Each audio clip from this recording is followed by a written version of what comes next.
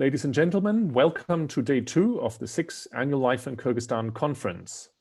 My name is Tilman Brook, and it's my pleasure and honor to chair this special session and to introduce to you a wonderful colleague and collaborator, Bohdan Krawchenko. I've known Bohdan for over 10 years now, and there's much I've come to admire about him during that time. He's a true intellectual, widely read, with broad interests, and a keen eye and a sharp mind.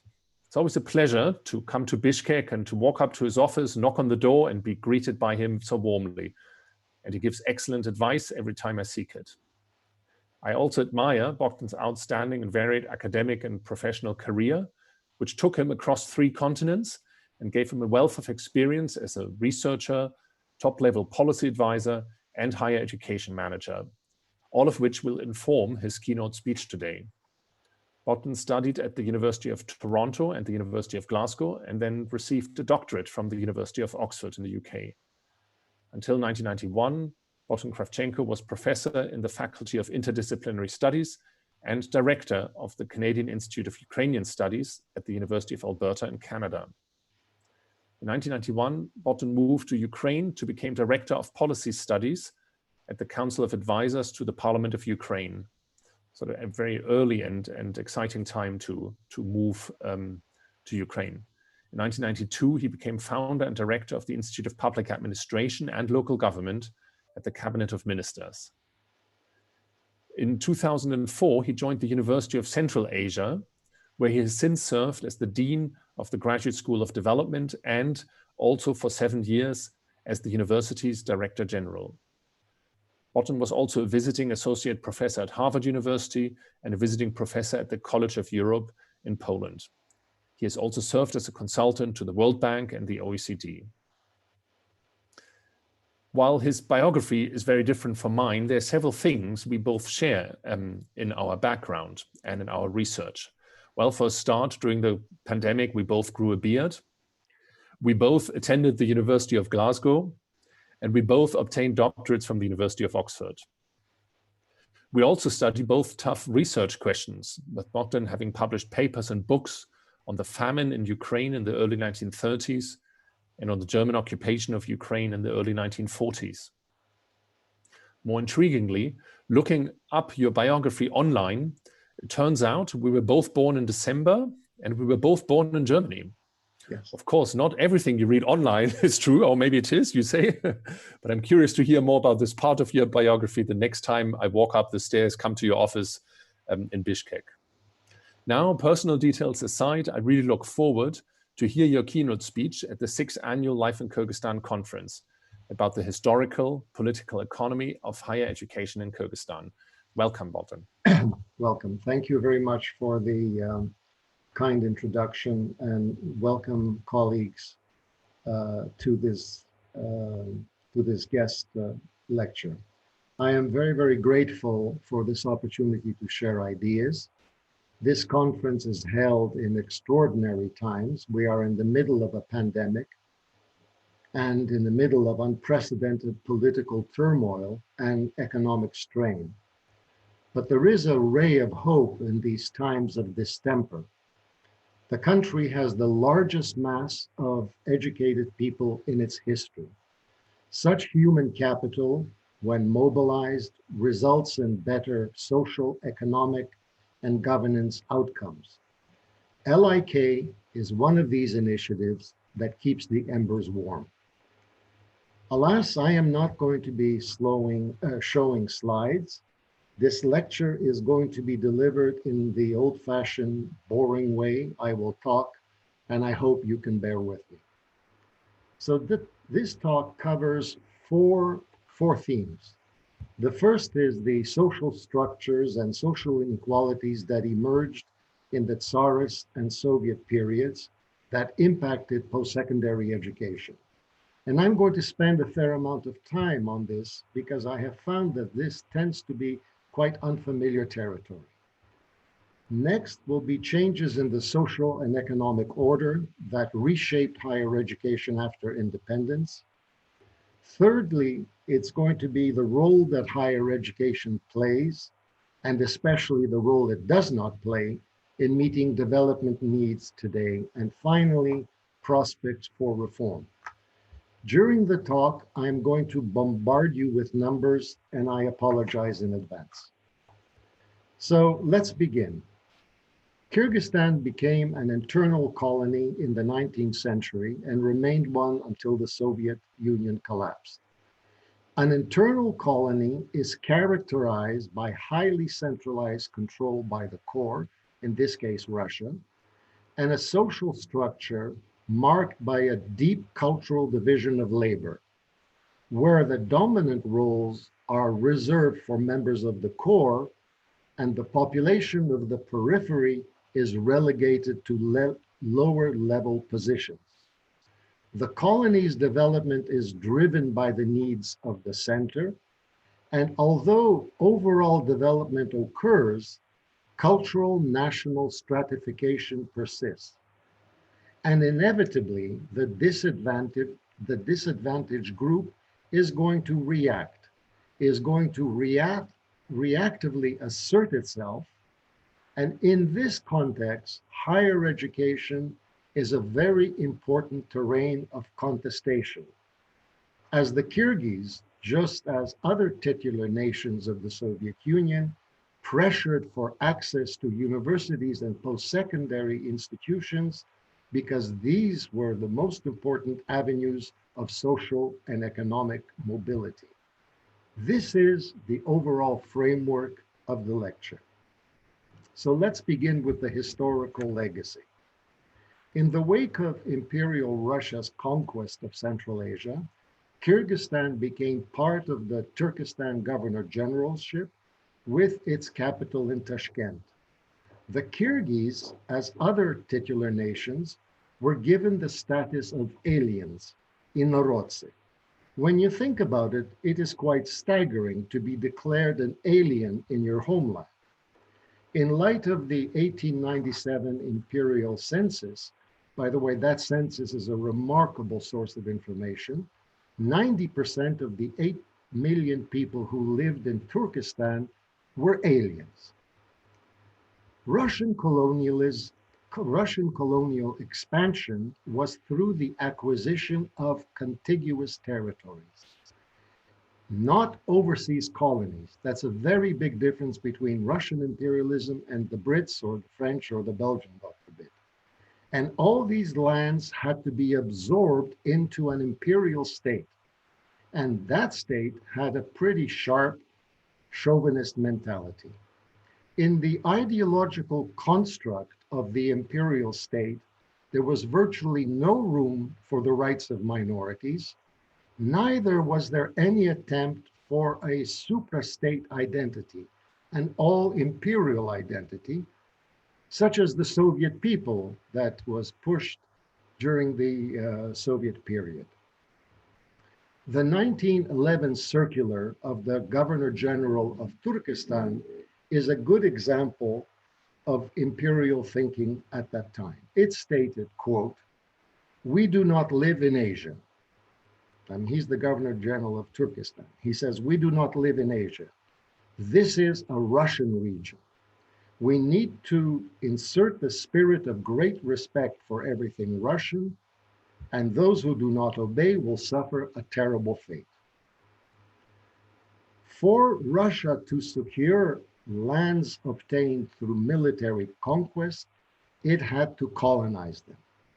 Thus, trailing military occupation, there occurred a massive wave of Russian colonization. Now, this colonization was pushed by the Tsarist regime because it had an internal problem that it was trying to resolve, namely what happened to the peasantry after the Emancipation Act of 1861, that freed the peasantry, but omitted to give them land because of the rapacity of the nobility. So you had a very large number of Russian landless peasants that could be sent to Central Asia. In any case, the colonization of Kyrgyzstan was on a large scale, and land was simply confiscated from the local population. So by 1912, there were 87,000 colonists to whom arms were distributed. That's important. And they held 4.6 million hectares of arable and pasture lands. 4.6 million hectares. This left 780,000 Kyrgyz, 3.7 million hectares. That is 1 million hectares less than what the colonists had.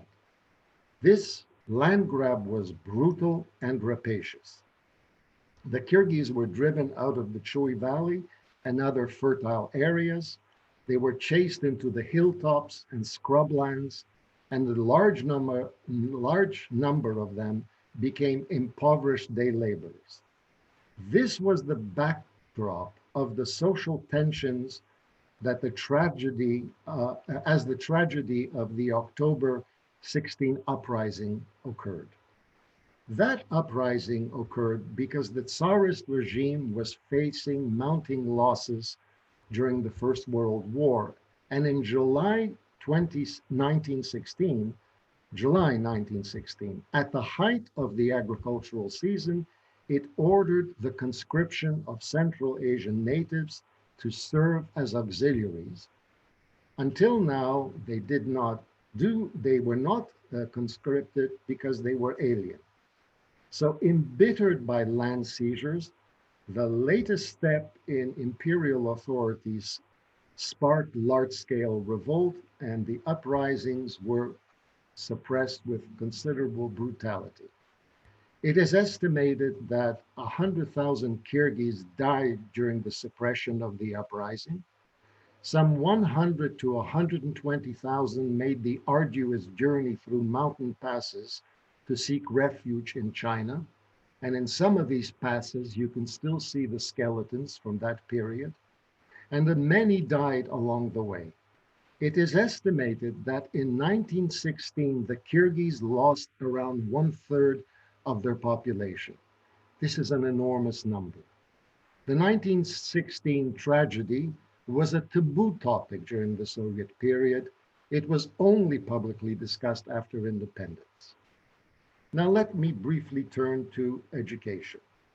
In 1868, the Tsarist foreign minister said the conquest of Central Asia was aimed to advance the progress of civilization. Well, this is what every imperial conqueror says. But they did virtually nothing in that regard. In 1897, the educational system, serving 8 million people in 5 oblasts, employed 3,766 people. That includes janitors, and among them, all of 9 women. By 1914, there were 107 primary schools in Kyrgyzstan, over 7,000 males, 500 Kyrgyz. In 1914, the first girls' school opened in Kyrgyzstan, 42 pupils, no Kyrgyz. There were 10 primary schools for Kyrgyz, schools for natives, as they were called, 300 boys. In 1910, a gymnasium offering academic secondary education opened in Bishkek. It had 1 Kyrgyz graduate. There were no post-secondary institutions. But a small Kyrgyz class did appear because of civil society's efforts, as we would call it now, and they were to play a very essential role in advancing the national interests when the Soviets came to power. Their emergence was possible because of 2 factors. The first is that the Tsarist regime was very autocratic, but it was not authoritarian. That's a very big difference between the Tsarist regime and the Soviet period. The Tsarist regime left space for some civil society activity. The second is that absorption into the empire exposed many Kyrgyz, especially students, to the influence of the Jihadist movement, spearheaded by the dynamic Tatar community that sought to modernize the Muslim population of the empire by advancing education and the emancipation of women. Quite a number of Kyrgyz traveled to Kazan, to Ufa, Orenburg, important educational and cultural centers, And if you look at the people that were very prominent in the early Soviet period, you find many of them had visited these places. In Kyrgyzstan, scores of jihadist new method schools were opened by benefactors and communities. Newspapers and books circulated even to remote areas. So in 1909, in Atbashe, those who are you from Narin Oblast will know this place very well. It's 360 kilometers from Bishkek. Someone had a subscription to Vakit, an Orenburg newspaper well known for its progressive views. Well, then came the 1917 revolution in Russia, and by early 1918, the Bolsheviks established control over Kyrgyzstan. Political groups that advocated an autonomous republic were disbanded. As for the administration, basically everything remained the same as in the Tsarist period. In the words of one eyewitness, virtually the entire administration was made up of Russians. But faced with persistent unrest, it was clear that accommodation with the Kyrgyz was required, and the Soviets brought in the small Kyrgyz intelligentsia into administration, who created a lobby advancing national interests, beginning with a territorial identity. In 1926, the Kyrgyz Autonomous Soviet Socialist Republic was established as part of the Russian SSR, a very wily move by Kyrgyz communists, since the alternative was absorption by Uzbekistan and Kazakhstan. The capital, formerly called Bishkek, was renamed Frunze. The problem is that the Kyrgyz pronounce Frunze as Poronze because their language has no letter F, nor does it have clusters of consonants. So it's very funny living in a country whose capital you can't pronounce.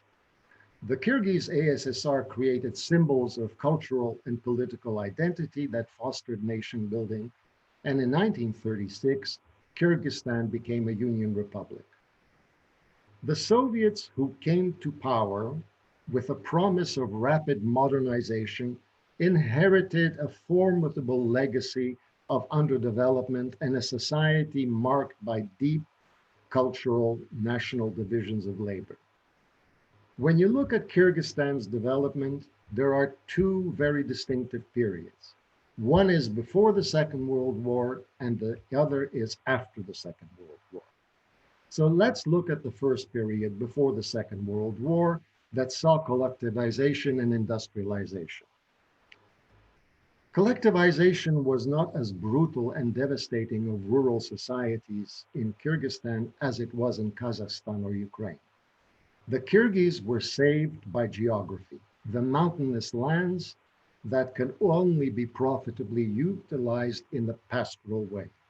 Traditional kinship-oriented society, and even a proportion of the manaps, the hereditary clan leadership, remained substantially intact. And in fact, quite a number of manaps became the heads of collective farms. The campaign against illiteracy was rigorously pursued and was greeted with considerable enthusiasm. By 1939, 73% of Kyrgyz women and 84% of Kyrgyz men under the age of 50 were literate. Now, literacy rates could have been higher were it not for two changes of the alphabet. Until 1928, the Persian Arabic alphabet was used. In 1928, the Latin script was introduced, and that was replaced by the Cyrillic script in 1940. Pre-war Soviet rule was also accompanied by the arrival of a very significant number of cadres from European Russia. This was on such a scale that the Kyrgyz share of the population dropped from 67% in 1926 to 51% in 1939, despite the fact that they had very high birth rates. No attention was paid to spatial economic development. The overall urbanization rate remained virtually the same as in 1926. It was only 3% higher. It was 22%, only 3% higher than in 1926. Growth was entirely concentrated in Bishkek, whose population tripled and reached 93,000 people by 1939. But this growth bypassed the Kyrgyz. They represented only 6% of the population of their capital. In fact, when you look at the data for 1939, the Kyrgyz had the most deformed social structure of the USSR's 15 titular nations.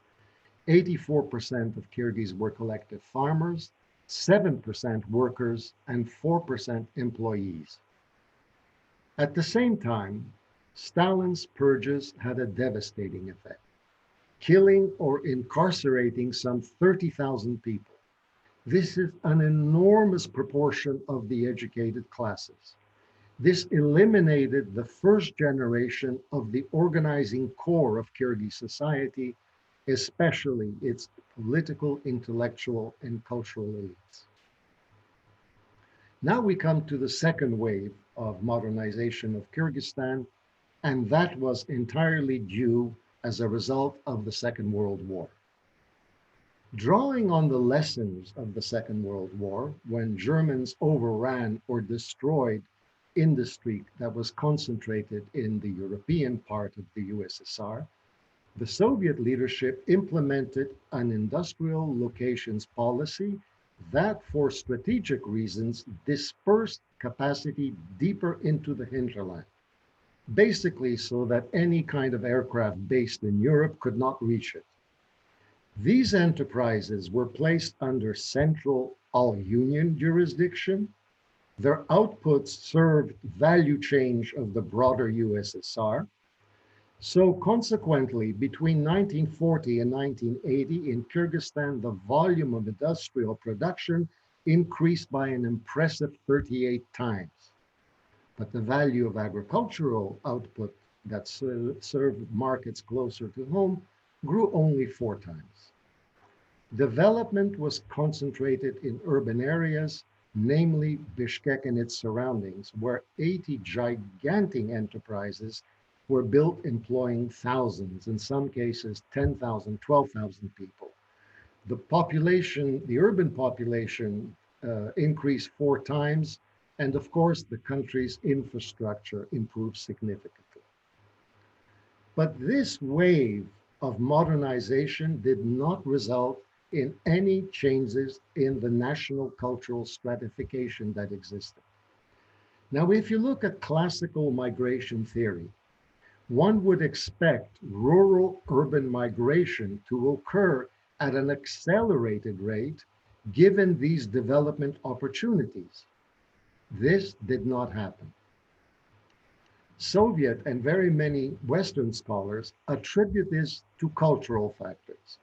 Kyrgyz rural conservatism, the prevalence of patriarchal societies, nothing of the sort.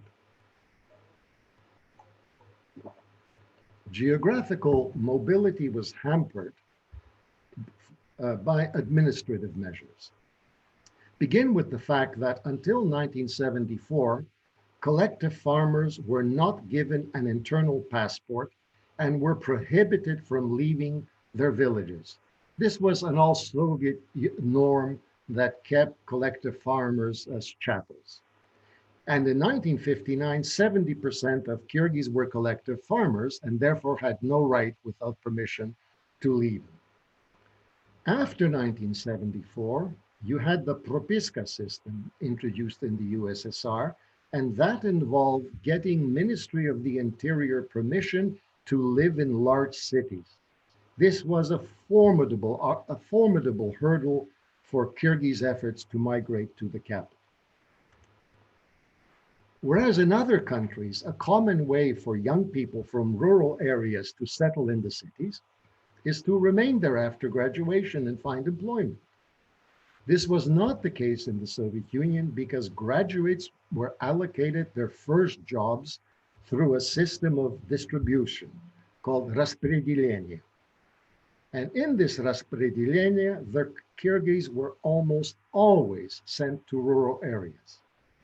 This produced a very anomalous situation where almost 7% of Kyrgyzstan's rural population had higher education, probably one of the most highly educated rural populations of the world at that time. And this was the second highest in the Soviet Union after Georgia. Of course, these unrealized hopes of mobility were also a source of frustration. I got higher education, I came from the village to get higher education, and now I'm going back to it. Another factor limiting geographic and occupational mobility was because most of the enterprises were under all union jurisdiction, directly controlled by Moscow, and the directors of these enterprises did not care very much about training and the recruitment of national cadres. This caused significant social tensions. They were so significant that the issue was taken up by the Communist Party of Kyrgyzstan, led by Isak Razakov, the first secretary, an individual that I think is underappreciated in the history of Kyrgyzstan. And they sought to reform existing practices. So the Central Committee passed a resolution calling for measures to advance educational and occupational mobility by introducing Kyrgyz as a language of instruction in vocational and secondary education, by increasing the proportion of Kyrgyz students in technicums and institutions of higher learning. Well, Razakov was removed from office in 1961, charged with very grave errors in nationalities policy. In this post-war period, you saw a very large migration of Russians and others from the USSR's European parts. Between 1940 and 1979, the Russian population tripled, and the Kyrgyz became a minority of the republic's population, 40% in 1959, increasing their share to 48% by 1979, again because of high birth rates. The Kyrgyz formed only 22% of the urban population of their republic, and a mere 17% of Bishkek's population. This is in 1979. Bishkek had one school with Kyrgyz as a medium of instruction. Kyrgyz was not taught in the Russian medium schools in the republic. This meant that the Kyrgyz who lived in Bishkek, for example, did not study in their native language. And this had very serious consequences for the formation of elites. And this is an issue perhaps we can take up in the discussion. The occupational marginalization of the Kyrgyz was simply astounding. Looking at the social structure of the Kyrgyz in 1959, only 4% of their total were workers, 8% employees, and 88% collective or state farmers. By the end of the 1980s, the Kyrgyz made up only 6% of employees in the electro-energy sector, a leading sector of the economy. Only 19% of those working in automobile transport sectors, etc., etc. It was only in light industry that they formed 1/3 of the employees because so many of these enterprises were located in small towns close to the countryside. Regarding education, the Kyrgyz made remarkable progress in obtaining complete secondary education. If you look at the 1979 all-union census, you find that the Kyrgyz had 272 people per 1,000 population with complete secondary education, 272 per 1,000. If you look at the Russian population of the USSR, that number was 194 per 1,000. If you look at Kyrgyz women, the number was 246 per 1,000 who had complete secondary education, as compared to their Russian counterparts, 184. These numbers are important because obtaining complete secondary education made you eligible for admission to higher education. But the Kyrgyz rate of higher education showed a different picture. 46 per 1,000, much lower than the Russian number of 76 per 1,000. So why didn't a large number of Kyrgyz secondary school graduates proceed to gaining higher education?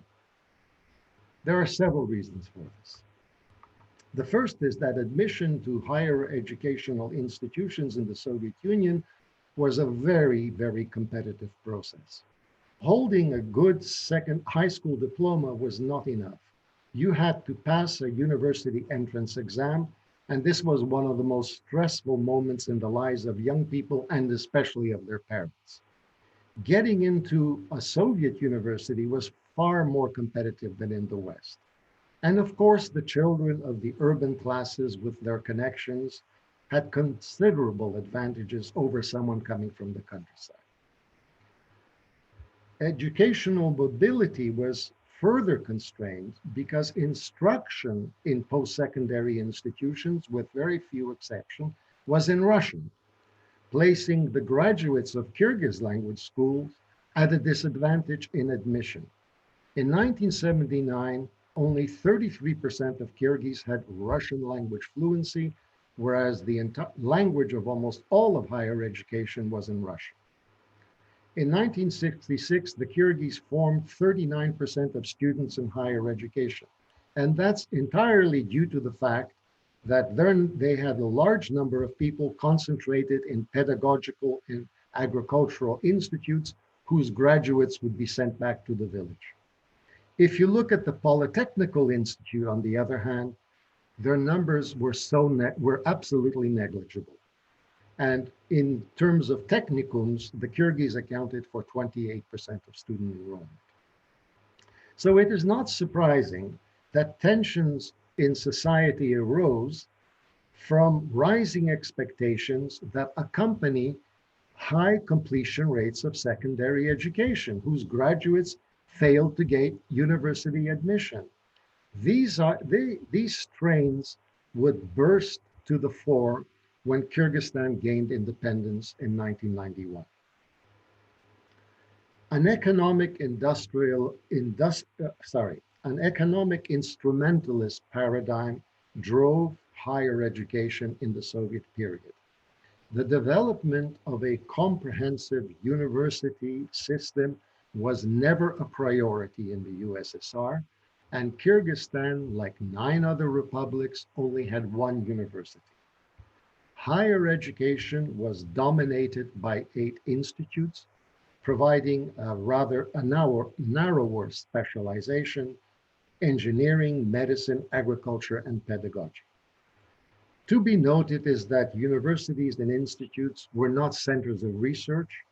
The connection between research and teaching was always weak, because research was the purview of the Academy of Sciences and scores of specialized research institutes that were supported by various ministries. The total number of students in higher education was small, 55,000 in 1980. In this instrumentalist system, technicums played a very important role. They enrolled almost as many people as the higher education system, 50,000 students. In both types of institutions, the number of students recruited was determined by state planning authorities who estimated labor requirements. In other words, there were strict limits on enrollments. Graduates were allocated their first job through the distribution system. Thus, there was no graduate unemployment, although of course many graduates were less than thrilled with the job that they were given. In 1991, the Soviet construct imploded. In Kyrgyzstan, the institutional arrangements that sustained national cultural stratifications were removed. The avenues of educational and social mobility were open. And the higher education system had to abruptly face the reality that the economy that shaped it no longer existed. And then came the question, well, and who is it going to be serving? The USSR was dissolved in 1991. The republic's national movements wanted independence, but they did not bargain for the shock therapy that followed. The structures of the planned economy were dismantled, but none of the stakeholders had very much of any idea on how a market economy should work.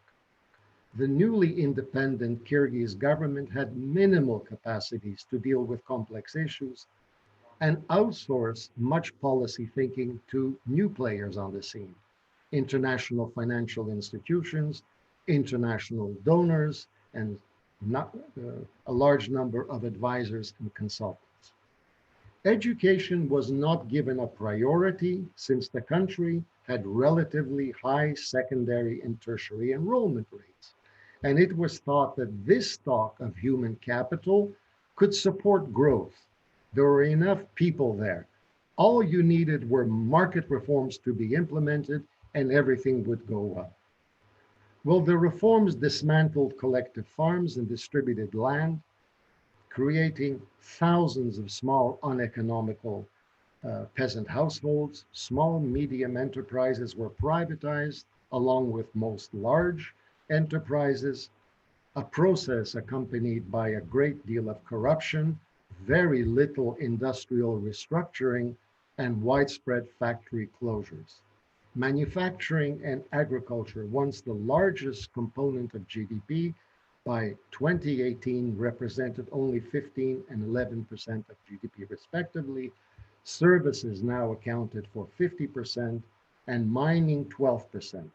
Read Kumtor, 12%, more than agriculture. The economy went into a downward spiral, and the 1990 GDP level was recovered only by 2018. The major source of economic recovery was the re-export of goods from China to Russia and Kazakhstan. Hundreds of thousands of people made a living by becoming astute traders, a new entrepreneurial activity in society. And the other major factor was labor migration to Russia and Kazakhstan, with remittances equivalent to 38% of GDP, more than domestic manufacturing and agricultural sectors combined. Today, there is very little formal employment. Only 13% of the total working population have formal contractual employment in the private sector, 17% in the public sphere. The remaining 70% work informally based on a pattern. In the meantime, the ethno-demographic picture changed dramatically. The Russian population decreased, resulting in the loss of a large number of technical and scientific personnel.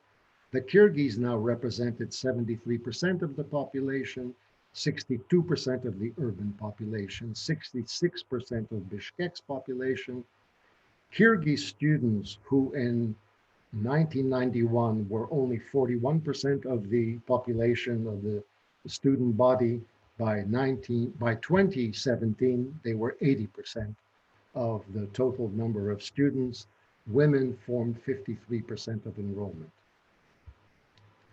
Given these dramatic changes in enrollment, what should have been the response of higher educational institutions? And who could have spearheaded this rethinking? There wasn't much national reflection, and donors did not help.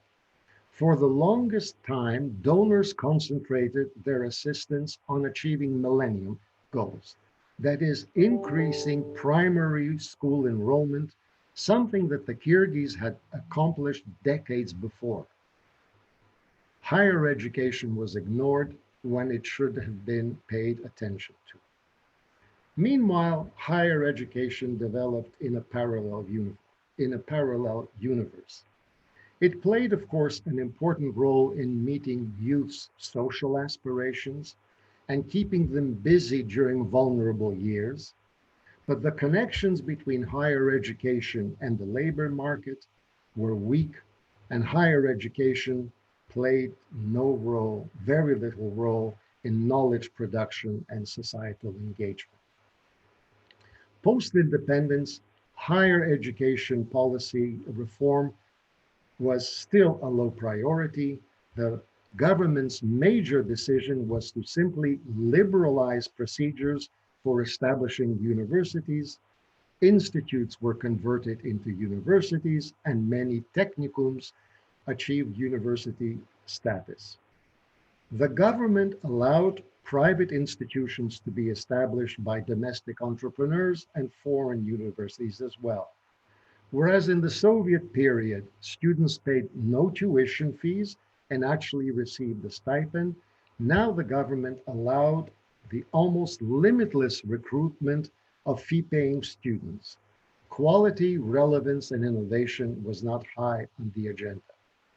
So universities responded to pent-up societal demand for higher education by expanding their enrollment, regardless of graduate outcomes or labor market demand. Getting a university diploma so difficult to obtain in the past was a matter of social prestige. It was also a prerequisite for a government job. This expansion was, of course, incentivized by the heads of state institutions who needed revenues to survive, and by entrepreneurs who viewed universities as a new business opportunity. This expansion also occurred because of a demographic youth bulge and the remarkable growth of secondary education enrollments. By 2015, the overall net secondary enrollment rate was over 80%, and that was the case for women as well. By 2018, Kyrgyzstan had 51 universities, of which 35 were state-run and 16 are private. Now, this is an enormous country. This is an enormous number for a small country of 6 million. State universities account for the majority of enrollment, 86%. And universities are concentrated in Bishkek, 66% of the total, 12% of these institutions are in Osh, and 21% for the rest of the country.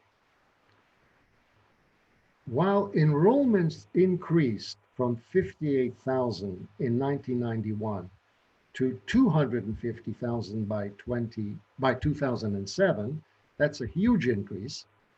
They declined by 1/3 by 2017. And the decline of universities' enrollments is actually quite an interesting thing. And several factors account for this. Migration is a significant factor, since most of those who leave have completed secondary education and see no point in going to university only to join the army of unemployed graduates. The other thing that's happening is that the demographic bulge is slowly shrinking. Moreover, many secondary school graduates now choose technicums, renamed colleges, that offer 2 or 3 year professionalized, 2 or 3 year specialized professional education. They choose this, and the enrollments grew from 27,000 in 2003 to over 90,000 in 2017, and women representing 56% of the enrollment. Some have simply lost interest in higher education because of the low return on higher education investment given labor market conditions. If you look at the 2017 household survey, you find that the monthly salary of households headed by someone with higher education was only 4.5% more than if the head had specialized secondary education, and only 4.1% more if the head had only primary vocational training. Looking at the annual output of graduates by fields of study, well, universities really live in another world. A country of 6 million does not need over 5,600 law graduates on an annual basis. Some 13,000 students, 20% of all graduates, complete economics and management courses when there are hardly any enterprise to manage. The country does not need 9,000 graduates in pedagogy, of whom only 5% end up in the classroom. There are only 2,500 graduates in sciences, and that means all fields. And in a country where agriculture is the largest employer, the universities graduate only 300 students in agriculture and veterinary sciences. And there are virtually no graduates specializing in logistics, services, or tourism. Universities continue to produce graduates in mismatched fields, and those graduates who are in relevant fields are so poorly trained that many are unemployable without significant retraining. For example, thousands complete technology programs, primarily IT. But as one of the industry leaders noted at a recent conference, quote, "We are not getting graduates capable of working in our company. We have to train them for 6 months before they can start any work. Their degrees are useless to us." One of the surveys that our institute did was of small and medium business employers, and they found that the university curriculum was so seriously disconnected from labor market requirements that they had to spend a great deal of effort to equip employees with the necessary skills. The agenda for the reform of higher education in Kyrgyzstan is enormous. The qualifications of the faculty are an indication of the depth of the problem. In 2017, 66% of university faculty did not have a postgraduate degree. 28% had a candidate of sciences qualification, and 6% had a doctorate. One of the consequences of this is, of course, that universities have very little capacity to produce research. The fastest growth of universities occurred between 1991 and 1998. You will remember that this was a period of deep economic crisis when resources for libraries, equipment, and faculty salaries was scant. In 2018, government expenditure on higher education represents $328 per student. Overall, in terms of education, the government spends 5.5% of GDP, or 18% of the state budget. This is high by international comparisons. But because Kyrgyzstan's GDP is so small, it results in a per capita expenditure in schools of just $377 and an expenditure per university student, as mentioned, of $382. These are very sobering numbers. So one talks about university reform or school reform. How do you reform schools and get better quality when you are spending $377 per capita? Estonia, that everyone admires, spends 11,000 euros per school pupil. Higher education stays afloat because the government has permitted state institutions to charge fees. Only 16% of students do not pay tuition and receive a miserable stipend. 84% of students are fee paying. Since universities were given autonomy, however, data on revenue from fees and other sources is almost impossible to obtain. Running a state university can be a reasonably good business, providing you maintain very high enrollments, and you do not engage in costly disciplines that require equipment. And of course, you relax entrance requirements because you need to fill classrooms. Corruption is rife. A recent survey found that 82% of students reported that corruption in higher education was quite widespread. And an overall public opinion poll revealed that only 2% of the population thought universities were not corrupt. Universities have the basic social responsibility of providing human capital required to progress society and the economy. They are also a place that should nurture informed and compassionate citizens. All too many are doing neither and are instead a breeding ground of cynicism. It is a very sad commentary that a recent survey found that the majority of students stated that, quote, the goal of education is to obtain a diploma, not to receive knowledge, skills, or know-how. And it is no consolation that the diploma disease is common across Central Asia. Government reforms by half measures have stalled innovation. Among these is giving university autonomy and the establishment of a board of trustees. With governments spending only $382 per student, universities would collapse without income from fees. However, the state taxes tuition income. I mean, that's quite remarkable.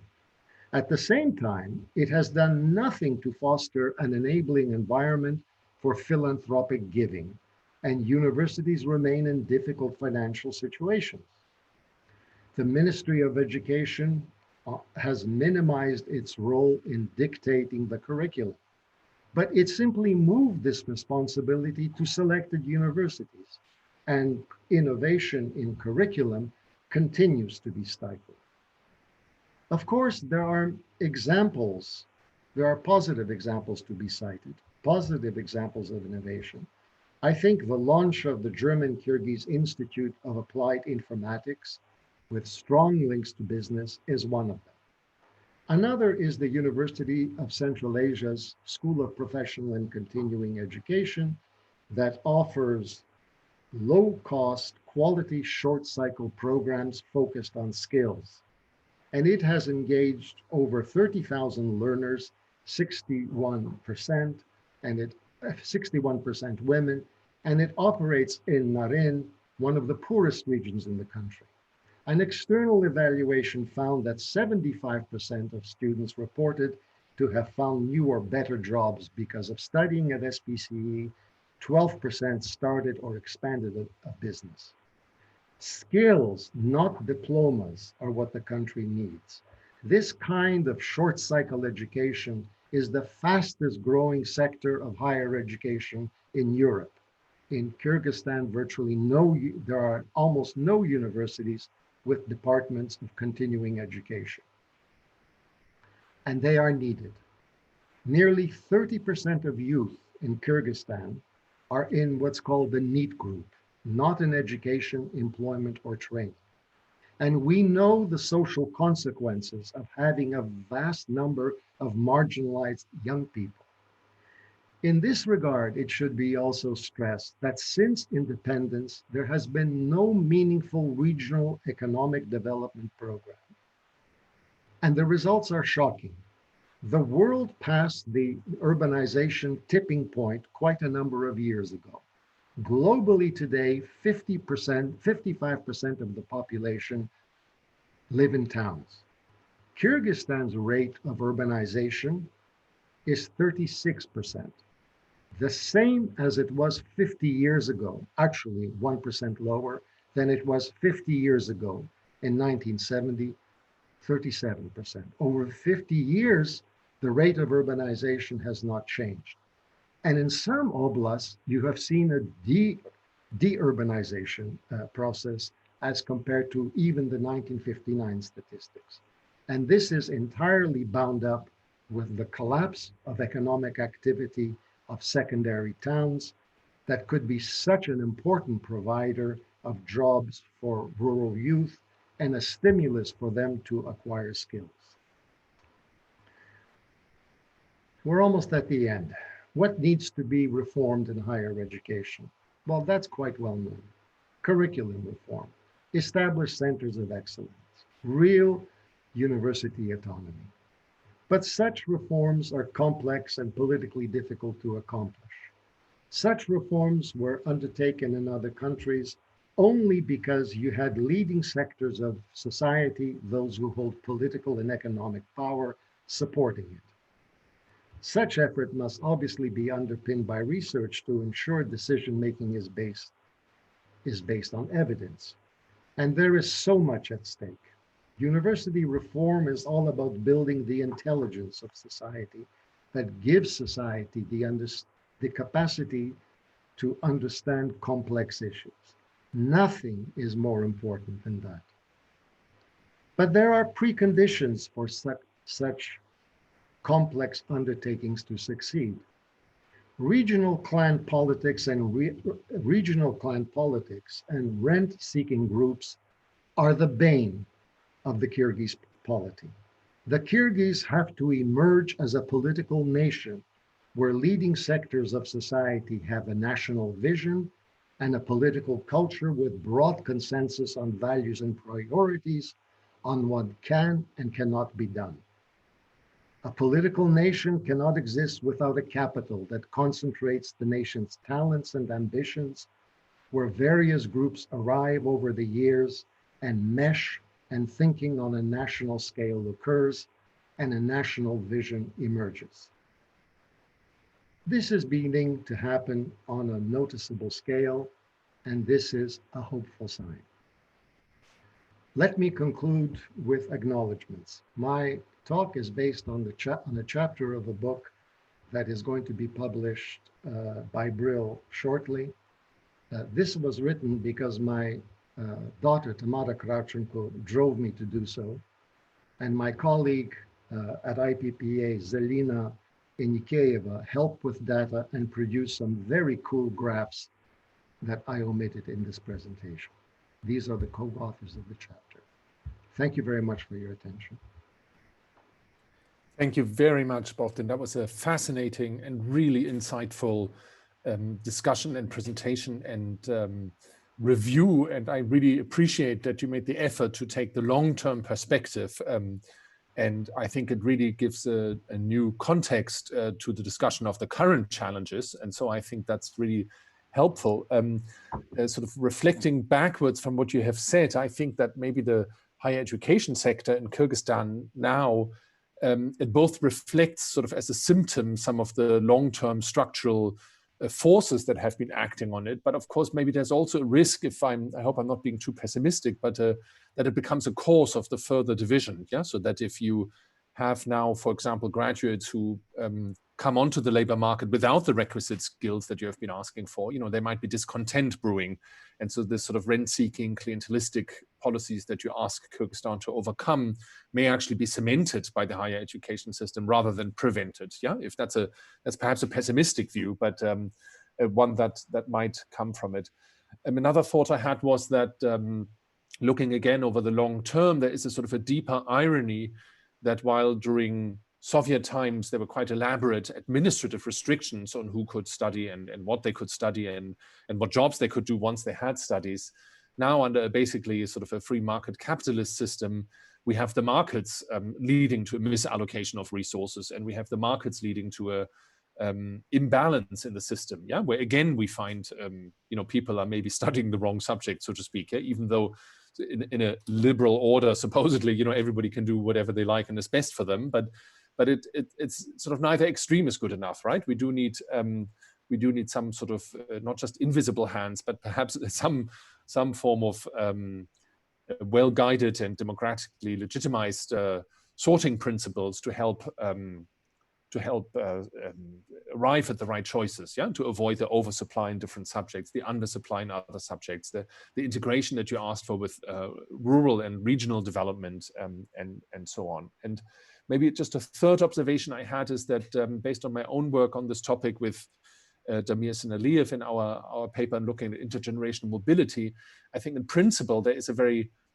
positive background over the long term in that if you compare Kyrgyzstan to other countries with a similar GDP per capita, educational achievement is high on average, and it's high on average historically both for men and women, and that's actually a fantastic achievement and a fantastic baseline from which the country can take development further. However, when Damir and I published our paper, I think we were writing the paper at a tipping point, at a point in time when we could start seeing this progress sliding back, and both in terms of absolute numbers of achievement, but also in terms of the gender balance. And while I always had a very positive view of women having achieved, universal primary education, then universal secondary education, and then also access to a higher education system, and indeed careers in the higher education system, I'm wondering if that's broadly speaking slipping and further slipping, maybe as a result also of religion, I'm not sure, or financial pressures, or migration pressures, or the intra-household consequences of migration pressures with absent men and absent brothers, fathers, and so on. So those are three observations that I immediately had. I would just like to briefly comment on the process. I'd like to invite all listeners to pose their questions in the Q&A box. And I would like the organizing team to please promote those people who have posed a question, so they can ask it in person. Perhaps I could ask Bohdan briefly to respond to my first observations. And then after that, I would like to have a first round of questions from Golub Sanayev of IAMO, who asked a question earlier. And then second, Alexandra Filatova. And maybe my colleagues can promote them electronically. Yeah, sorry, it doesn't bring any extra salary, but it gives speaking rights. And you can go live, put your camera on and briefly ask your questions. And Bohdan can respond to those questions. And then we'll do another round after that. Yeah, that's my suggestion for the process. So I'll hand over back to Bohdan now. Thank you. Well, Tilman, I think you raised interesting questions. I think that one of the things that we need to do more of is actually to study trends in society in a much more careful way. I think the very big issue now, and you saw this from the 2017 household survey, is the low return on investment in higher education. Now, of course, in the absence of employment opportunities, you park young people in university in this period, and hopefully they will settle down by the time they're 21 and then go out looking for jobs. So universities are playing a kind of babysitting service. I mean, not just that, but that's a very important function. But how long can this low return on investment in higher education last? When we did a study of what happened to law graduates, the majority of them end up working in stores. I don't know. I think this is something very, very important to track. There are, of course, ways when you're dealing with reform, there's between the Soviet system and a kind of system that there is now, there is, of course, a lot in between where the government plays a very important role, and that is by issuing licenses only to institutions that can offer a reasonably good education, and to do it progressively. There are many interesting examples in this world of governments with low GDPs per capita that have done interesting university reform, and I think this deserves to be studied. Thank you. That's a great point. Kyrgyzstan is not alone, so to speak. There are best practice examples around the world and within Kyrgyzstan as well, of course. So I would like to invite Golub to ask his question. Maybe you can show your face, so to speak, if that's okay. Put the camera on and unmute yourself so that we can hear your question. So if you'd like to pose your question.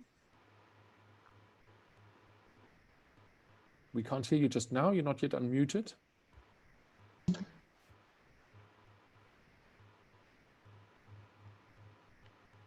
Okay. Yes, we can. Yeah, hello. Yeah. Can you hear me? Yes, we can hear you. Do you have a camera as well? Yeah, I'm just trying, but Well, okay. I think it's now audio turning is on. good enough. We got you. There you are. Thank you. Yes, thank you very much, Dr. Telmanbrook, and thank you very much, Dr. Krawchenko, for a very interesting lecture. Especially, I was interested in educational sectors that you mentioned, and since education is very important component of the development, I have very short two questions. So how do you see the future of public universities in Kyrgyzstan, given that the capacity of teaching personnel is lower than those of private universities? And related to this question, what will be the way to attract more experienced teachers to public universities? Thank you very much. Thank you for those questions. Bohdan, would you like to answer directly? Well, my answer is conditioned by the fact that I'm a Canadian. We don't have private universities to speak of.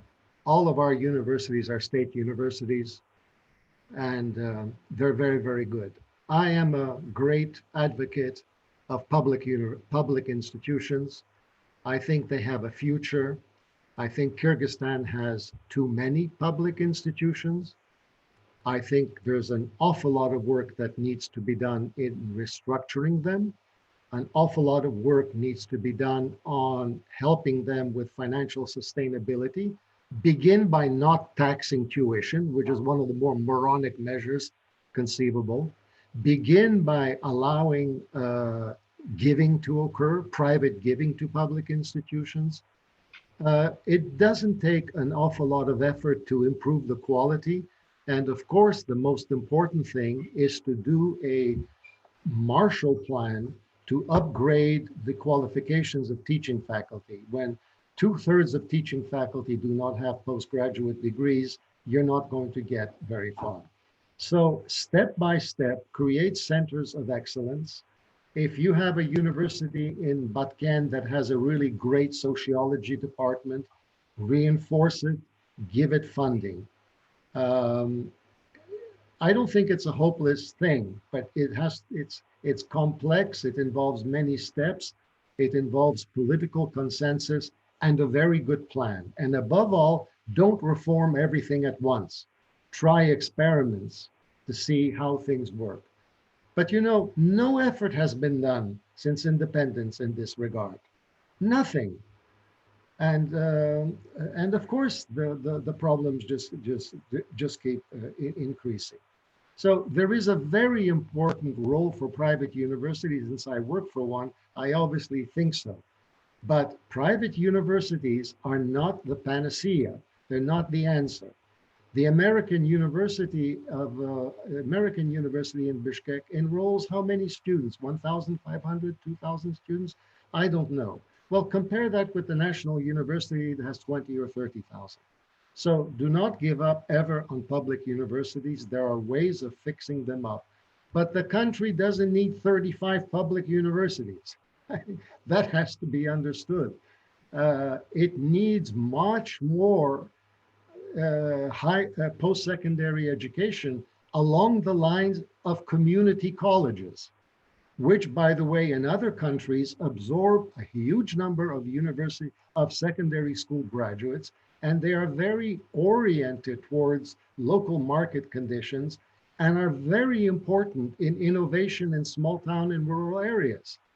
So Kyrgyzstan does not have this layer of community colleges. Technikums are part of it, but they tend to be highly specialized. And even technikums now have gone astray, where most of the students in many technikums are studying law. This insanity. And here's a problem with licensing. Like, why are you licensing this? So in any case, much to think about. But there is a layer that is missing between secondary education and university, and that is a vibrant layer of community colleges and colleges of applied technology and science.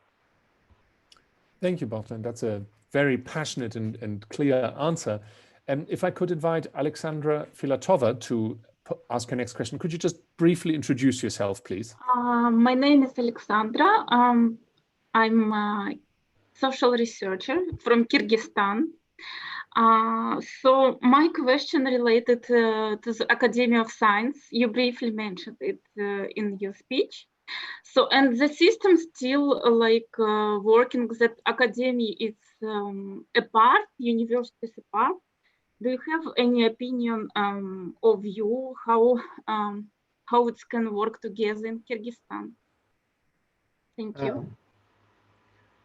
Well, at the risk of making fewer friends, I think you should do what so many other countries have done, and that's to simply close the Academy of Sciences and make sure that the academicians get a good pension. There really is no role for structures such as the Academy of Sciences in this century and in this country. I mean, it's as simple as that. Let me talk about another country so I won't get into problems. So the Academy of Sciences in Ukraine occupied the absolutely priceless pieces of land in the center of the city, which of course they proceeded to rent out to restaurants, bars, and God knows what else, and the leadership lived very happily ever after. This is not the plan for survival for an Academy of Sciences. I think it has some good people working there. They should be at universities. They are needed at universities. Universities should be encouraged to do research. I think that this is a structure whose shelf life has expired. I think Kazakhstan has done a very good job of dealing with this. Okay, thank you. That was a very clear answer. I'm not sure it's the one you wanted to hear, but next I would like to invite Anastasia Valeva, and likewise, if you can just briefly introduce yourself, and thank you very much. Sure. Good afternoon, and thanks again to Bohdan for a brilliant lecture. And my question is about something you mentioned early in your lecture regarding the differences in language usage in the country as a criteria for the formation of elites. Can you please elaborate on that a little bit further, if possible, regarding to the recent events?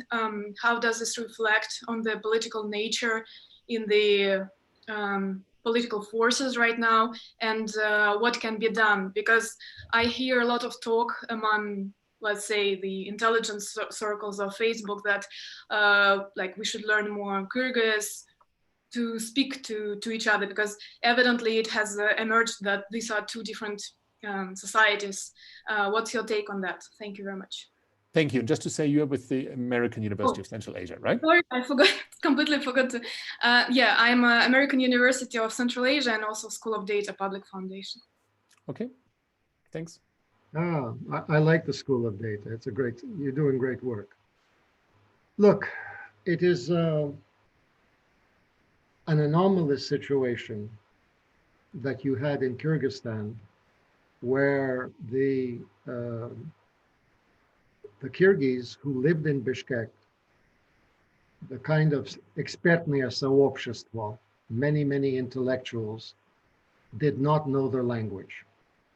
And the reason why they did not know the language was because of a reform that was done by Khrushchev in 1959, which made the study of the national language not mandatory in the Russian language school system. So you had an intellectual, cultural elite, economic elite in Bishkek that did not speak and did not know how to write. It was not fluent in Kyrgyz, not because they didn't want to be, but because they went to the Russian language school system. There was only one Kyrgyz language school in Bishkek, and hence never studied the language. But these were very patriotic Kyrgyz. But it meant that some of the brightest people in the country, the most eloquent, could not speak to the rest of the population. And this was a very serious issue, and is a serious issue, where there is a cleavage between those who speak Kyrgyz primarily and those who are speaking Russian primarily. but that cleavage is disappearing very, very quickly. And this is one of the most interesting developments that I have seen in Bishkek over the last 5 or 6 years. And that is the rise of a really interesting group of young people who are Kyrgyz speaking, who are forward looking, and of course they know Russian and English. You have to know your national language. You see, in Ukraine, this was not the case for several reasons. One is that the Communist Party of Ukraine, when Khrushchev passed the law in 1959, they did not obey it. So anybody who went to a Russian school also knew Ukrainian. And when the national movement and democratic movement started in 1990, you did not have a situation where the kind of organizing core cultural, intellectual, social people in the capital could not speak to their neighbors in the countryside. They understood each other. And I think this is something that is a matter of time. The rise of a very comfortable, educated, forward-looking, large cohort of Kyrgyz-speaking people is, I think, one of the best developments that I've seen today. And they should expand and hopefully will have more influence than some of the rabble-rousers that come from, from the regions. Thanks so much. I really appreciate all the questions we get. We have a couple of minutes left, so I'll ask the next few questioners to be relatively brief so that we have answers. I can't promise we manage all the questions, but we'll see if we can. Next is my dear colleague Martin Petrick, professor at the University of Gießen in Germany. Martin, good morning. Would you like to pose your question, please? Hi, good morning. Can you hear me? Yeah? Yeah. Bohdan, great talk. Thank you very much. I agree with most of what you said. Just to introduce me very quickly, I'm a professor of agricultural economics at the University of Gießen in Germany. I mean, from your diagnosis, a bit of a hen and egg problem arises, right? You say that the graduates cannot really meet the labor market's needs in a country like Kyrgyzstan because the conditions for the degrees that they get aren't there. On the other hand, yeah, what does that mean for your specific experience as University of Central Asia? How do you tailor your graduate education in order to maybe still make a difference on the labor market in Kyrgyzstan as it is? The question I wrote was, do you produce any graduates that still could make ends meet by maybe setting up startups, come up with innovative business models that still can survive in that difficult environment? Hi, Martin. Well, look, we did something, we did the obvious thing. Before we announced and before we developed our specializations, our majors, we did a market survey. And we studied current needs and future needs. So if you look at our undergraduate program, it has only 4 specializations. Mind you, we're a very, very small institution.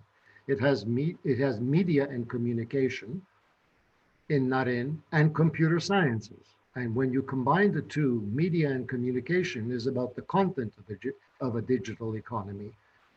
Computer science is the technical part. And then when you look at our campus in Khodok, it has 2 specializations, earth and environmental science, which includes geology and all of that, and economics with an emphasis on the development of small businesses.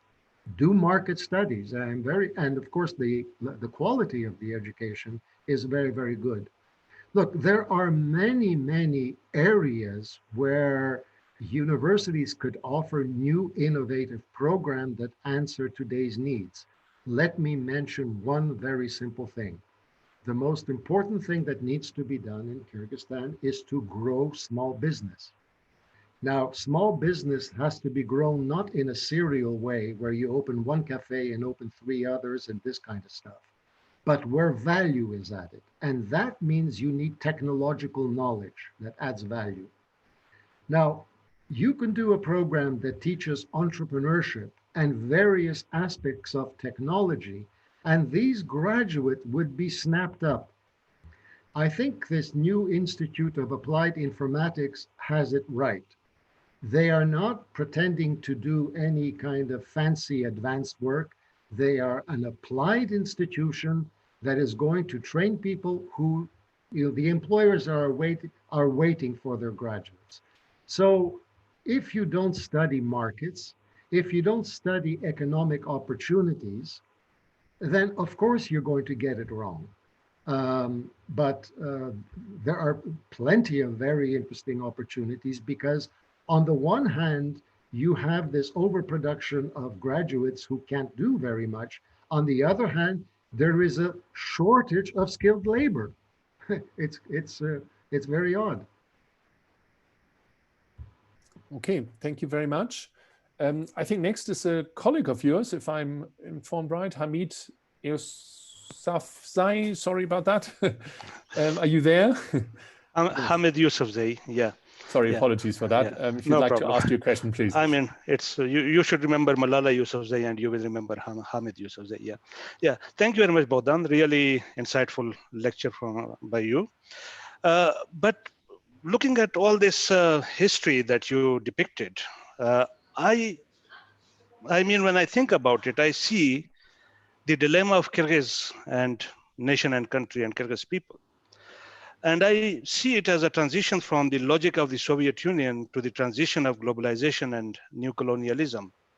The Kyrgyz language, native language, the Kyrgyz education through the medium of Kyrgyz language is still sort of appears deficient when we look at all these universities coming from the West with English as a medium of instruction, coming from Russia with Russia as a medium of instruction, coming from Turkey with Turkey as a medium of instruction.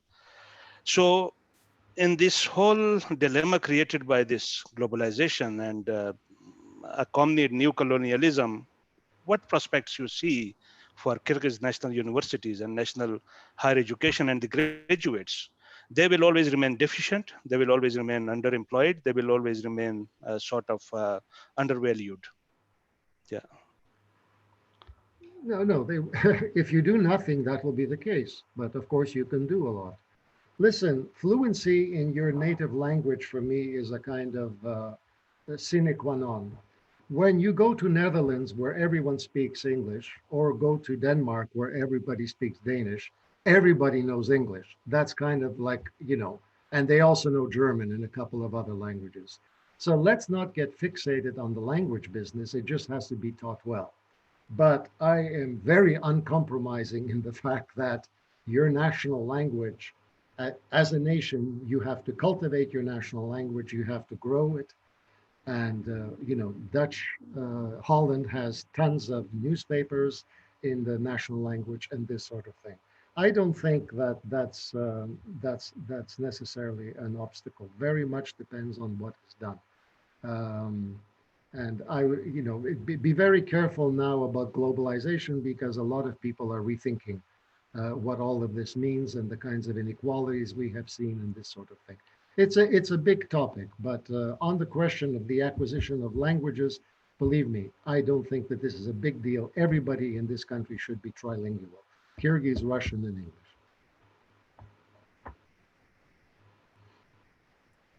Okay, thank you very much. That's a clear answer. We have 2 questions left. Let me read out one of them, which cannot be asked live, from Aida Musaeva. She writes, "Thank you for the valuable lecture. My question is, in my personal view, educational potential losses occur after 7th grade for boys. This process is mostly considered a transitional age. For girls, 3rd and 4th courses at the university for getting marriage pressure. What do you suggest in this regard? How can we fix this? Thank you in advance." That's from Aida Musaeva. And then we also have a question from Elisa.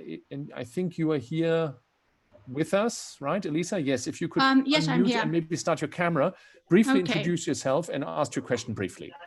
Thank you very much. Yeah, good morning and good afternoon to everyone.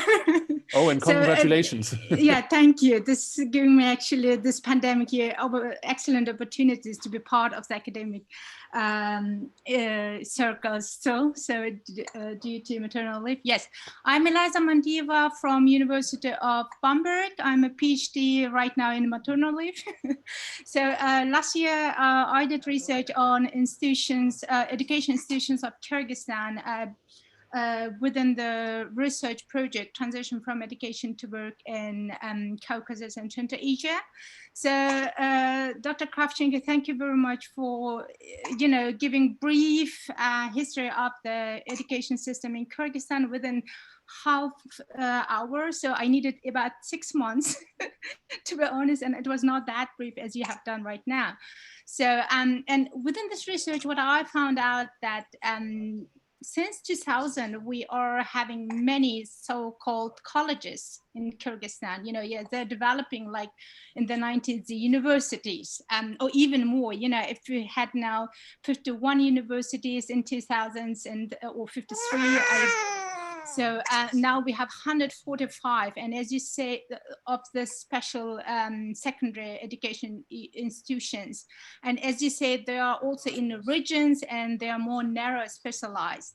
But I had impression that actually in the next 10 years, the graduates of these schools will face the same challenges as the university how you call it? The university students faced in the 2000s and now. It's high unemployment and, as you said, need. So neither in education nor in labor market. Despite that, such colleges are more. They're not that expensive as universities and take less time. What is your opinion on that? Thank you. Thank you for joining us, Elisa, with that question. So, Bohdan, can I hand over those two questions to you? And then I think maybe any final words you want to add, and then we'll conclude in a few minutes. Thank you. Well, first of all, regarding the question Aida asked, I really don't have an answer to the question. I just don't know, and I think that this is something that needs to be looked at. Regarding the issue of colleges, there is an expression in Russian, basically goes, "We wanted for the best, and it turned out as usual." And I think this is the question of colleges. Colleges should have, technicums used to have a technical profile. What happened with colleges is they have followed the path of least resistance.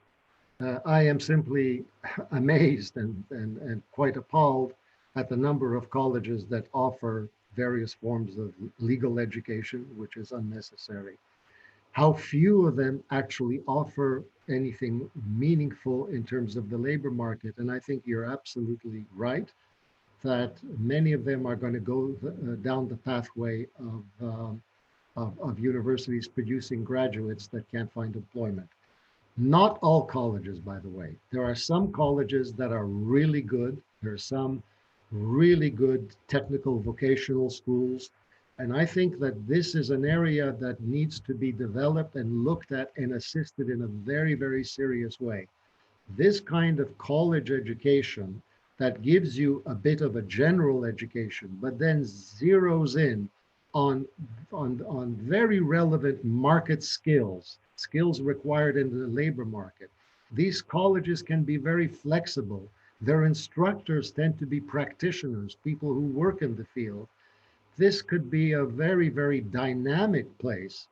And they just have to, this has to be encouraged.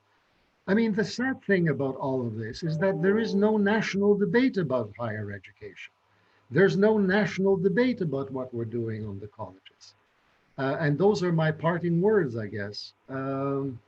It's one thing for us to research these things, but I think it is an appalling situation where one of the most pressing tasks facing society, and that's to create the brain power of that society, is not a matter of serious concern.